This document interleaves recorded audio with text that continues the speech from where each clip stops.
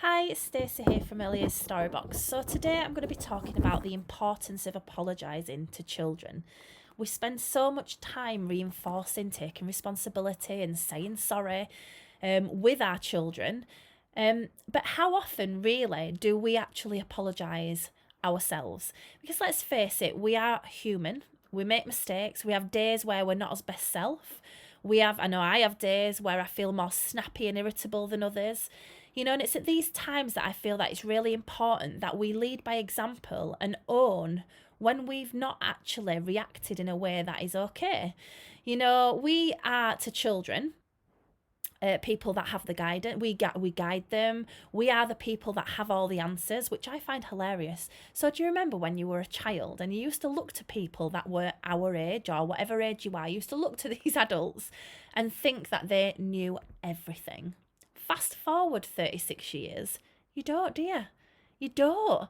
Your parents, your teachers, none of these people that you thought had everything together did. It's impossible because we're all learning every day. We are learning every day. I get presented with new challenges in my business. I get presented with new challenges as a teacher. I get presented with definitely new challenges as a parent.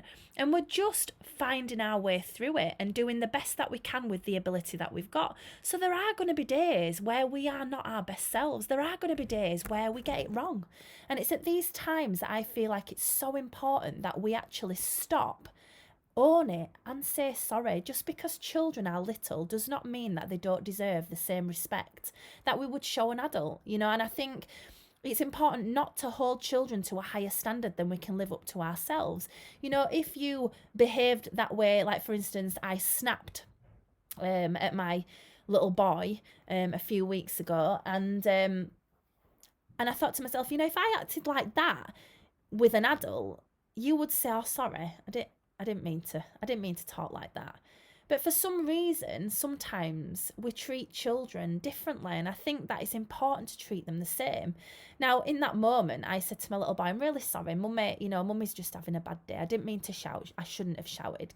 Can I give you a cuddle?" And he was like, "Yeah." So, there's been times when he's been like, "No," and that's fine. But I apologised. But what was interesting was that a couple of weeks later, my little boy was losing it over something. And you know what it's like with 4-year-olds. They can, they have their moments and they can be quite brutal.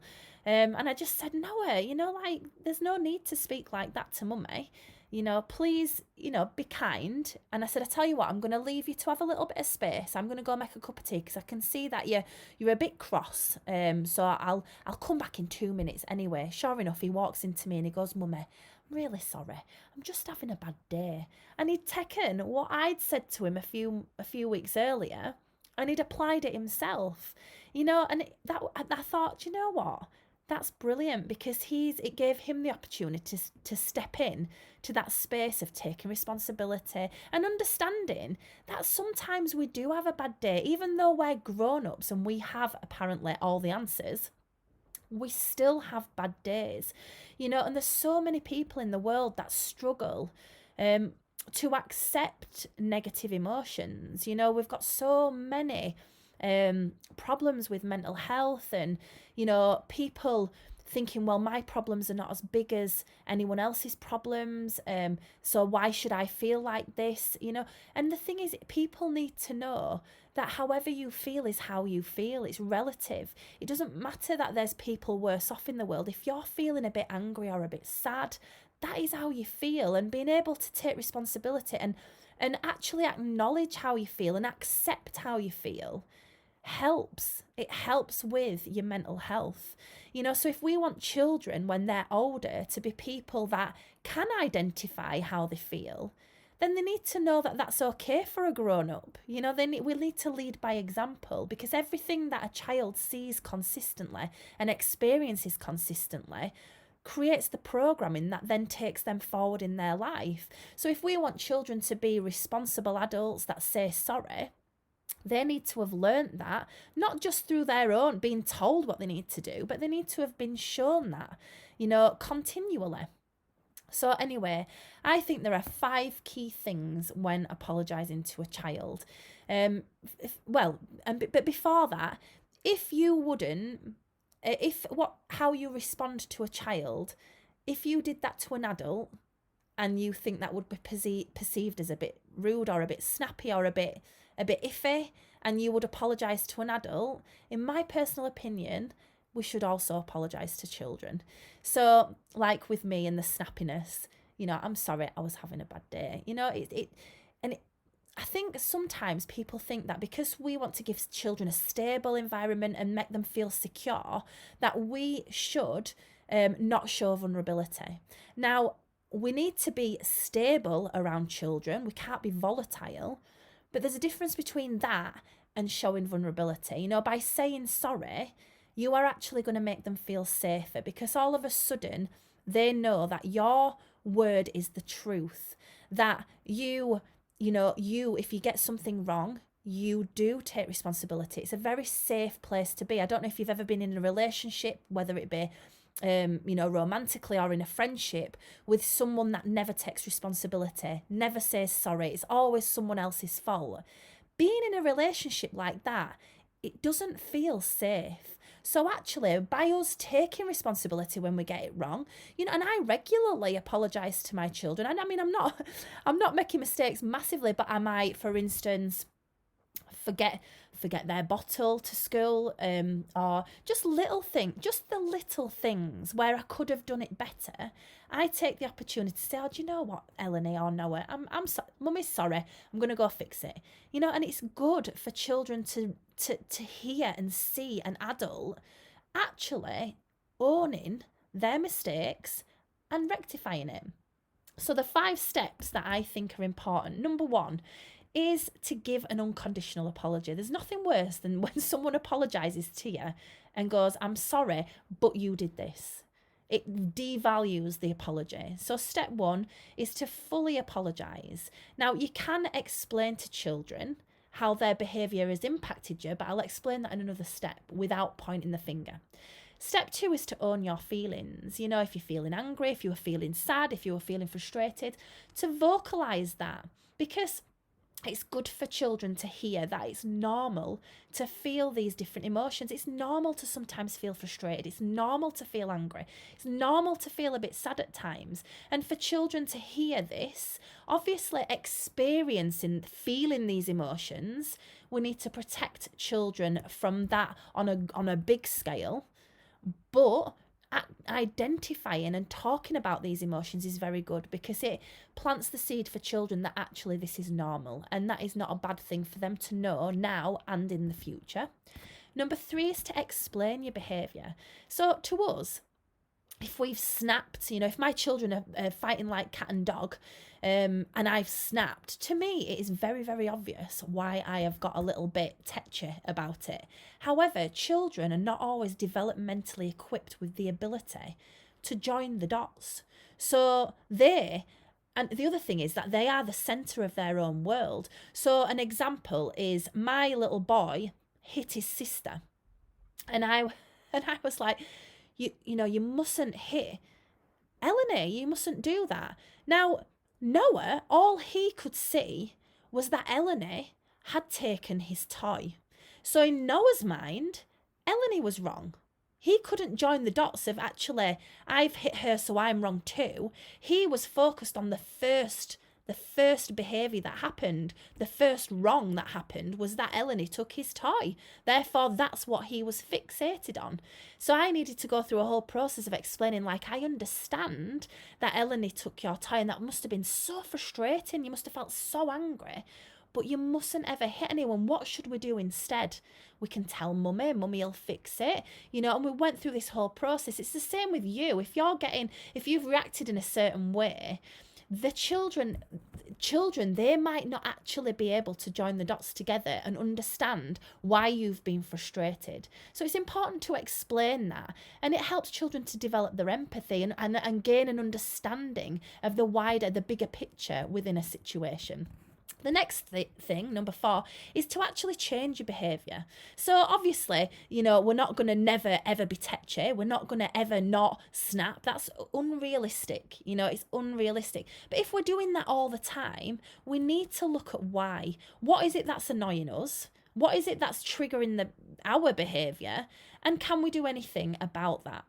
For ourselves, or is there a circumstance that we can change? I know with myself in the afternoon, because I have my own businesses, sometimes I can get a little bit distracted because I've got a to-do list, as we all do, as teachers, parents, practitioners, business owners, whatever we are, at any given moment as an adult, you have a to-do list that is the length of your arm, don't you?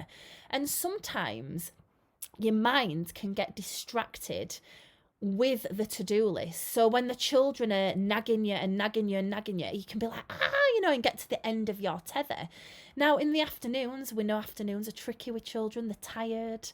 There's all sorts going on. But the strike of 4 in my house, it goes into meltdown. Without fail. I actually know what time it is by what's going on. But it got to a point where I was getting a little bit snappy. And at this point, I thought, do you know what?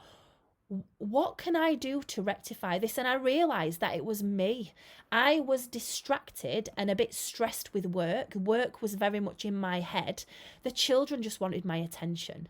So it's at that moment that I stop myself and go, right, if this is consistently happening, what do I need to do to change? And the thing that I needed to do was turn my emails off, turn my phone off, go and give them my full attention. And that changed everything. And it's simple, but sometimes we just need to take a step back and remind ourselves, because we get caught up, don't we? All the talks that I do, and I do public speaking about all these different things, but I'm human. I sometimes get caught up in things, and you just have to stand back, take a look at what's going on and think, what can I do to change it?